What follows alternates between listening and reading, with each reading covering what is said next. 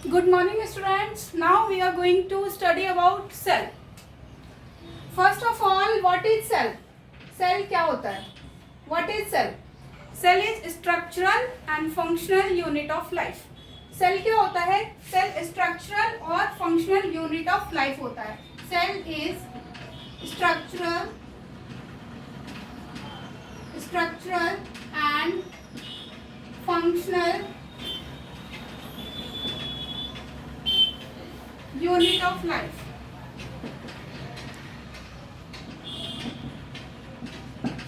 ये एक proper definition है सेल का कि सेल होता क्या है. Cell is structural and functional unit of life. अब इसको समझते हैं कि सेल को हम स्ट्रक्चरल क्यों कहते हैं, सेल को फंक्शनल क्यों कहते हैं और यूनिट ऑफ लाइफ. यूनिट मतलब इकाई, इकाई मतलब जहां से हमारा लाइफ शुरू होता है, जहां से लाइफ शुरू होता है उसको हम सेल कहते हैं. इसीलिए लाइफ की इकाई को सेल कहते हैं.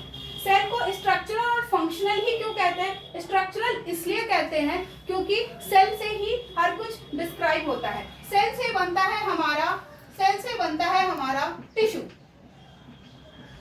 Group of one type of cell is called tissue और group of tissue is called organ and group of organ is called organ system. And group of organ system is called organism. तो इसीलिए हम cell को structural कहते हैं कि cell का structure ऐसे ही बनता है. पहले सेल है, सेल जब ग्रुप ऑफ सेल होगा तो वो टिश्यू बन जाएगा. ग्रुप ऑफ टिश्यू को हम ऑर्गन कहेंगे, ग्रुप ऑफ ऑर्गन को हम ऑर्गन सिस्टम कहेंगे, ऑर्गन सिस्टम से ऑर्गेनिज्म. ऑर्गेनिज्म मतलब कोई भी ऑर्गेनिज्म, चाहे तो लिविंग ऑर्गेनिज्म, चाहे तो वो प्लांट हो, चाहे तो वो एनिमल हो. तो जब हम सेल से पूरा का पूरा ऑर्गेनिज्म बना दिए हैं, सेल से टिश्यू, टिश्यू से ऑर्गन, ऑर्गन से ऑर्गन सिस्टम, तो वो स्ट्रक्चरल यूनिट हो गया. जैसे उसका स्ट्रक्चर फॉर्म हो गया. इसको हम लेमन लैंग्वेज में सीख सकते हैं. जैसे बिल्डिंग का कंस्ट्रक्शन होता है, तो बिल्डिंग का कंस्ट्रक्शन होता है तो हम क्या करते हैं, पहले हम ब्रिक डालते हैं, ईंट डालते हैं, ईंट से हमारी दीवारें बनती हैं, दीवारें से कमरे बन जाते हैं, कमरा से पूरा का पूरा बिल्डिंग बन जाता है. तो वहां पे हमारा स्ट्रक्चरल यूनिट हमारे घर का क्या हुआ, ब्रिक, ईंट. उसी टाइप से जब हम पूरा का पूरा ऑर्गेनिज्म बनाते हैं इसीलिए सेल को हम स्ट्रक्चरल यूनिट कहते हैं. Now come to the functional part कि हम सेल को फंक्शनल क्यों कहते हैं. सी, सेल क्या करता है, जो फंक्शन एक ऑर्गेनिज्म करता है, जो फंक्शन हम करते हैं या फिर जो फंक्शन एक प्लांट करता है, वो सारा का सारा फंक्शन सेल करता है. For example cell can respire. Cell respire भी कर सकता है. रेस्पायर मतलब सांस लेना. सेल रेस्पिरेशन कर सकता है. एक ऑर्गेनिज्म भी रेस्पिरेशन कर सकता है. सेल डाइजेशन कर सकता है, तो एक ऑर्गेनिज्म भी डाइजेशन कर सकता है.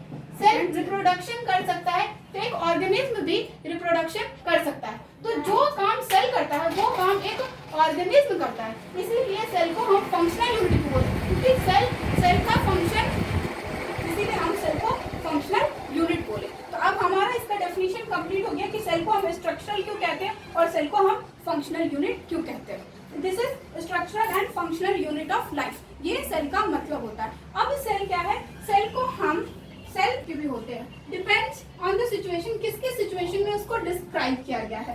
अगर हम सेल के ओरिजिन पे जाएं, ओरिजिन मतलब सेल बना कैसे, अगर हम सेल के ओरिजिन पे जाएं तो on the basis of origin cell दो टाइप के होते हैं. On the basis of origin, अगर ओरिजिन के बेसिस पे डिस्क्राइब करें, ओरिजिन के बेसिस पे डिस्क्राइब करें तो सेल हमारे दो टाइप्स के होते हैं. First one is prokaryotic. First one is prokaryotic and second one is eukaryotic. Eukaryotic.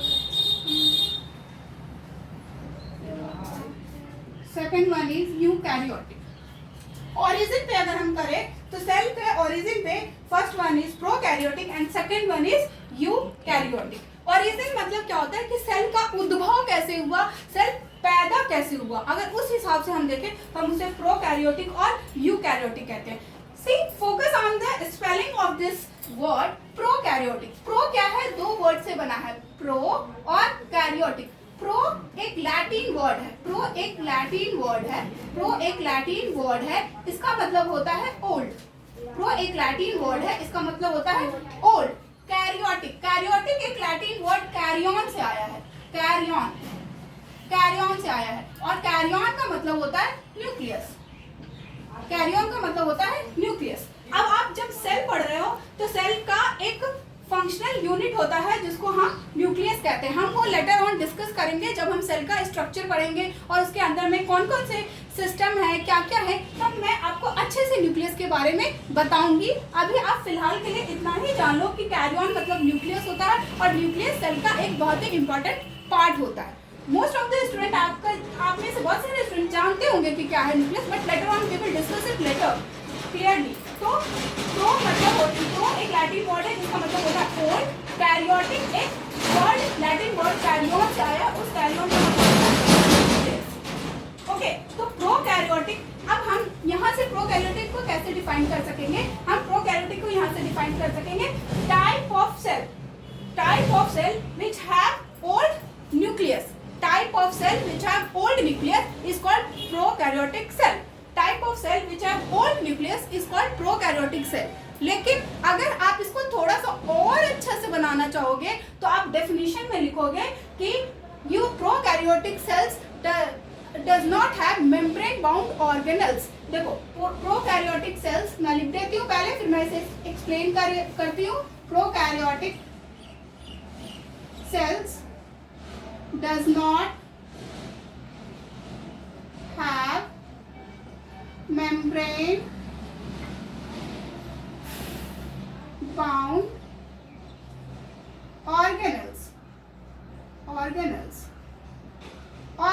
जैसे बॉडी पार्ट्स को हम, बॉडी का हमारा पार्ट होता है, हमारे आईज होते हैं, नोज होते हैं, ईयर्स होते हैं, वैसे ही सेल के पार्ट को हम सेल ऑर्गेनेल्स कहते हैं। ये सेल पार्ट्स है। सेल ऑर्गेनेल्स मतलब सेल पार्ट्स, मतलब जो प्रोकैरियोटिक सेल्स होते हैं उसमें जो सेल के पार्ट्स होते हैं वो मेम्ब्रेन में नहीं बटे होते हैं, मतलब अलग अलग क्लियरली नहीं पता होता है कि ये मेम्ब्रेन है, ये दूसरा पार्ट है, ये तीसरा पार्ट है, ये है, सब मिक्स होता है। तो प्रोकैरियोटिक सेल्स क्या हो गए बेटा? प्रोकैरियोटिक सेल्स हो गए कि वैसे sales, those cells which have old nucleus, या तो आप ये भी लिख सकते हो, या फिर थोड़ा अच्छा डेफिनेशन चाहिए तो आप ये लिख सकते हो कि prokaryotic cells does not have membrane bound organelles. Right? Now we are coming to the second topic and this is eukaryotic cell. eukaryotic में भी हम ऐसे ही डाइवर्स करके पढ़ सकते हैं। U means होता है new, pro means old था और U means होता है new. U is also a Latin word, तो U means होता है new. And same thing, karyotic. Karyotic comes from a Latin word known as karyon, and karyon means nucleus. So यहाँ पे भी सेम चीजें हैं, ये karyon से आया और karyon means होता है nucleus. ठीक है, तो ये आ गया आपका न्यूक्लियस। तो सेम थिंग, जस्ट इसका अपोजिट, वो सेल्स जो ओल्ड न्यूक्लियस रखते थे उसको हमने बोला प्रोकैरियोटिक, और वो सेल्स जो न्यू न्यूक्लियस रखते थे उसको हमने बोला यूकैरियोटिक। मतलब cell that have new nucleus is called eukaryotic cell. अगर हम इसको थोड़ा अच्छा इस टाइप से डेफिनेशन लिखना चाहे तो हम इसको सेम यही चीजें लिखेंगे, eukaryotic cells have membrane bound organelles, उसका जस्ट अपोजिट। तो you can write it like this, eukaryotic cells have membrane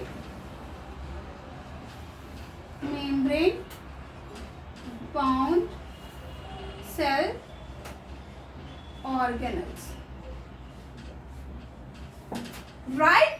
अब ये हमारा डेफिनेशन आ गया। अब प्रोकैरियोटिक सेल्स और यूकैरियोटिक सेल्स के एग्जाम्पल्स की बात आ रही है कि हम एग्जाम्पल्स क्या देंगे कि प्रोकैरियोटिक सेल्स में कौन कौन से सेल्स आते हैं और यूकैरियोटिक सेल्स में कौन कौन से सेल्स आते हैं। सी, आपको यहाँ से ये तो समझ ही आ रहा होगा कि यूकैरियोटिक जो है वो न्यू है और प्रोकैरियोटिक जो है वो ओल्ड है। तो प्रोकैरियोटिक ओल्ड है यानी ये एडवांस नहीं है, मतलब ये थोड़ा नीचे तबके का, और ये एडवांस है, तो यानी ये बेसिक है और वो एडवांस है। ठीक है, ये सिंपल है और वो कॉम्प्लेक्स है। सिंपल मतलब सीधा साधा छोटा मोटा, कॉम्प्लेक्स मतलब ज्यादा तगड़ा। ठीक है, तो इसी तरह से तो प्रोकैरियोटिक सेल्स के जो एग्जाम्पल्स होंगे, प्रोकैरियोटिक सेल्स के एग्जाम्पल्स होंगे, जो सबसे छोटे हमारे ऑर्गेनिज्म होते हैं, वो हमारे सबसे छोटे ऑर्गेनिज्म प्रोकैरियोटिक सेल्स के एग्जाम्पल्स कौन से होंगे? प्रोकैरियोटिक सेल्स के होंगे सम बैक्टीरिया, कुछ बैक्टीरिया जैसे मोनेरा वगैरह। आप आगे जाके पढ़ोगे कि ये मोनेरा है क्या, आप आगे जाके पढ़ोगे कि मोनेरा क्या है। बस अभी इतना जान लो कि ये जो प्रोटिस्टा या फिर मोनेरा, ये कुछ ऑर्गेनिज्म होते हैं जिनके पास प्रोकैरियोटिक सेल्स होते हैं। आप आगे जाके इसको पढ़ोगे, ये मैं आगे एक्सप्लेन करूंगी। This is examples. और एक चीज हमेशा बायोलॉजी में याद रखना कि जो हम एडवांस हैं, this is the topic of biology, ये तो आप लोग जान ही रहे हो कि सेल बायोलॉजी में जो सबसे अच्छा ऑर्गेनिज्म और सबसे एडवांस ऑर्गेनिज्म है ना, वो हम हैं। We are also animal human being. तो जो सबसे एडवांस है वो एनिमल है, और एनिमल से थोड़ा सा कम एडवांस प्लांट है। तो आपको मैंने पहले बता दिया ये प्रोकैरियोटिक और ये यूकैरियोटिक है। तो प्रोकैरियोटिक और यूकैरियोटिक में क्या होता है कि प्रोकैरियोटिक में प्रोटिस्टा और मोनेरा आता है, तो यूकैरियोटिक के एग्जांपल्स के लिए टेंशन नहीं लेना है। एग्जांपल के लिए यूकैरियोटिक के एग्जांपल के लिए प्लांट सेल या फिर एनिमल सेल्स आप लिख सकते हो। This is a good example of eukaryotic. तो इसके एग्जांपल्स हो जाएंगे आपके, इसके एग्जांपल्स आपके हो जाएंगे, आप दे दो ह्यूमन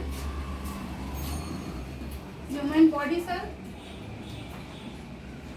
या फिर प्लांट सेल।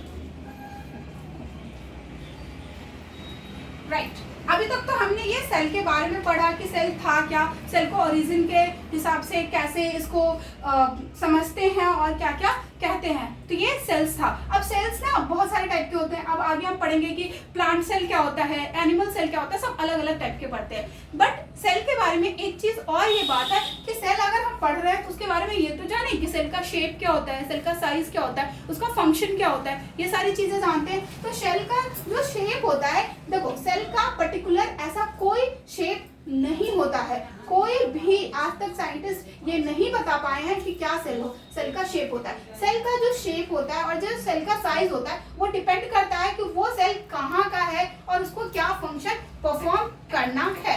फॉर एग्जाम्पल जो सेल होता है हमारा, अगर हम सेल नॉर्मल सेल की बात करें जो हमारे चिक्स में है या फिर जो प्लांट के सेल्स हैं, तो वो डिपेंड करता है हमारे चिक के सेल है, गाल के सेल है, तो उनको क्या करना है, वो हमारा ऊपर का लेयर है, उसको कोई काम करना नहीं है, और ऊपर का लेयर है तो बेसिकली हमें क्या करता है, प्रोटेक्ट करता है बाहरी एनवायरनमेंट से। तो उसका जो होता है वो शेल का शेप ओवल होता है, ऐसे होता है, ठीक है। लेकिन आप में से बहुत सारे लोग जानते होंगे नर्व सेल। नर्व सेल क्या होता है, longest cell of our body. तो उसका ऐसा स्ट्रक्चर होता है, ऐसे ऐसे न्यूरॉन बना हुआ होता है, ऐसे और ऐसे ऐसे बना हुआ होता है, इसके डेंड्राइट्स ऐसे बने हुए होते हैं। अब सोचो एक इतना छोटा और इसका एक ये शेप इतना बड़ा, तो वो फंक्शन हो गया, क्योंकि ऊपर वाला जो हमारा चिक सेल है ये एपिडर्मिस होता है, इसको हमें कुछ नहीं करना, बस डस्ट वस्ट से बचाना है, इसलिए इसका शेप ऐसा है। लेकिन नर्व सेल, नर्व्स मतलब हमारी नसें, नसों का काम क्या है, ट्रांसपोर्टेशन यानी ब्लड का ट्रांसपोर्टेशन। तो उसको लंबा होएगा, ब्रांच जो होएगा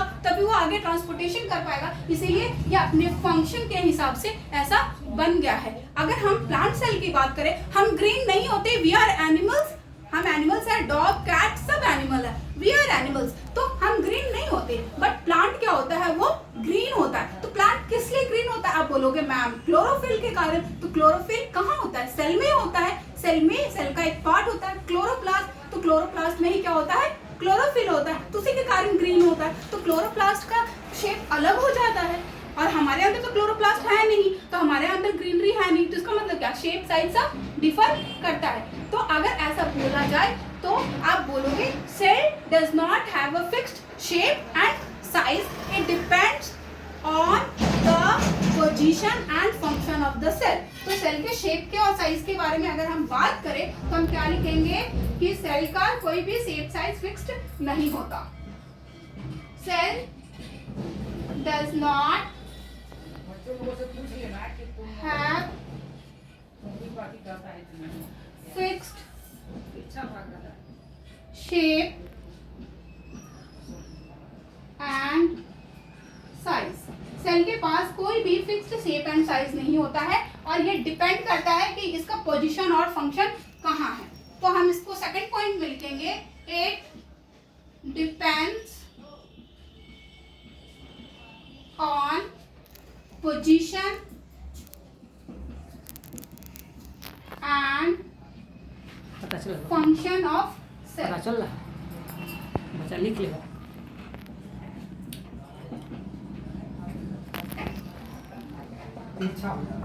प्लीज राइट इट, बिकॉज ये बहुत ही इंपॉर्टेंट है और हर क्लास के लिए इंपॉर्टेंट है। यहाँ से 1 मार्कर क्वेश्चन भी आ सकते हैं, या 2 मार्कर क्वेश्चन भी आ सकते हैं कि सेल का शेप साइज क्या है। अब मैं आप लोगों को बताऊंगी कि सेल जो लॉन्गेस्ट सेल है पूरे वर्ल्ड में, जो लॉन्गेस्ट सेल माना जाता है वो हमारा नर्व सेल माना जाता है, और नर्व सेल को हम कहते हैं न्यूरॉन। तो आप पहले ये राइट डाउन कर लो, फिर मैं वो लिखवाती हूँ आपको।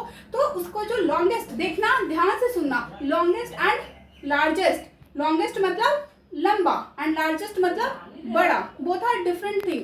तो जो एक लॉन्गेस्ट सेल क्या होता है, न्यूरॉन, और लार्जेस्ट सेल होता है ऑस्ट्रिच का अंडा। ऑस्ट्रिच एक पक्षी होता है जो बहुत बड़ा होता है, ऑस्ट्रेलिया में पाया जाता है, और उसका अंडा इतने बड़े बड़े होते हैं, बहुत बड़े बड़े, जैसे हमारे बेबी होते हैं, ह्यूमन का बेबी होता है, बच्चा पैदा होता है, जो उस बच्चे का साइज होता है उतना ही उसका अंडे का साइज होता है। और उसका अंडा अगर इतना बड़ा है तो वो एक ही सेल का बना हुआ है। हम जो अंडा खाते हैं वो इतना बड़ा होता है, वो भी एक ही सेल का बना हुआ होता है। तो ऑस्ट्रिच का अंडा इतना बड़ा होता है और वो एक ही सेल का बना हुआ होता है। इसीलिए लॉन्गेस्ट और लार्जेस्ट सेल क्या होता है, लॉन्गेस्ट सेल होता है न्यूरॉन और लार्जेस्ट सेल होता है ऑस्ट्रिच का एग। तो अब आप ये नोट डाउन कर लो, तो अब मैं नेक्स्ट वो लिखवाती हूँ।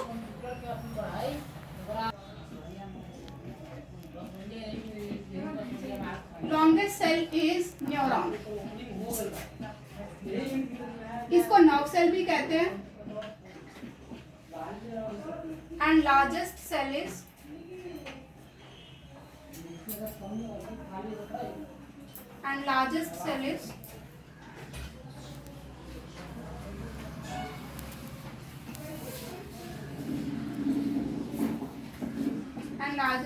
ostrich egg.